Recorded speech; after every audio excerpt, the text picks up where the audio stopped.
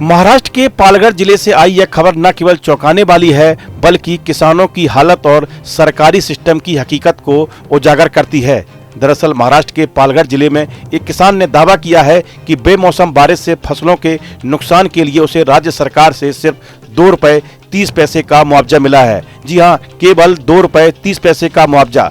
असल में यहां की सरकार ने सबसे सस्ता मुआवजा एक किसान को दिया है। जानकारी के अनुसार बाड़ा तालुका के शिलोत्तर गांव के किसान मधुकर बाबूराव पाटिल ने बताया कि उनकी धान की फसल बेमौसम बारिश से पूरी तरह खराब हो गई। किसान ने दावा किया है कि भारी नुकसान की भरपाई के लिए उन्होंने सरकारी मुआवजे के लिए आवेदन किया, लेकिन जब उनके बैंक खाते में केवल ₹2.30 आए तो वो सन्न रह गए।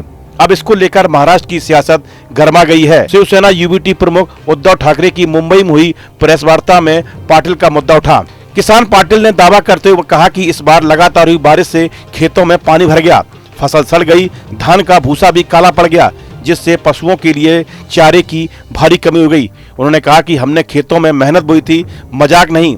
इतनी मेहनत के बाद जब मुआवजे के नाम पर ₹2.30 मिले तो यह हमारे साथ अन्याय है। पाटिल के पास उनकी पत्नी और बेटियों के नाम पर कुल 11 एकड़ जमीन है। उन्होंने कहा कि ऐसा मुआवजा किसानों की मेहनत का अपमान है और यह दिखाता है कि किसानों की समस्याएं सरकारी रिकॉर्ड्स तक सीमित रह गई हैं। गांव के कई अन्य किसानों ने भी फसलों के नुकसान की शिकायत की है, लेकिन मुआवजे की प्रक्रिया धीमी और त्रुटियों से भरी हुई बताई जा रही है। उनका दावा है इतना कम मुआवजा किसानों के साथ मजाक जैसा है और इससे ग्रामीण इलाकों में भारी नाराजगी है।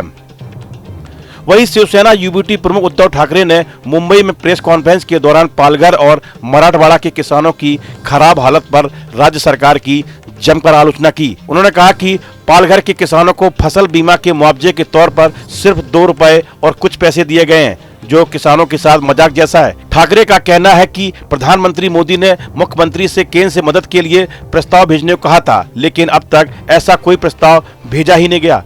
उन्होंने मांग की कि राज्य सरकार तुरंत कर्ज माफी की घोषणा करे और प्रभावित किसानों को प्रति हेक्टेयर ₹50,000 की सहायता दे।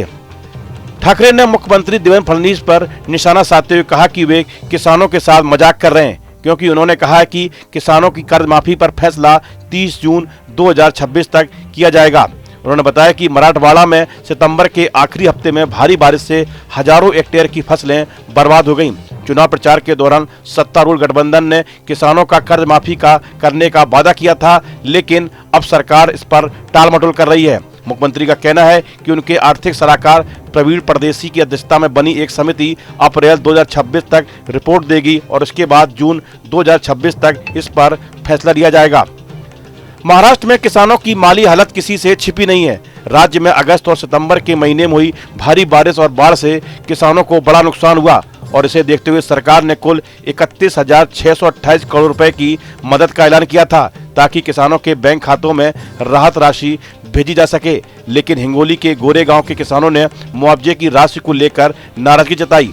किसानों और क्रांतिकारी किसान संगठन के कार्यकर्ताओं ने मुआवजे के पैसे अपर तहसील कार्यालय के सामने फेंककर विरोध प्रदर्शन किया। उनका कहना था कि सरकार से मिल रही मदद बहुत कम है।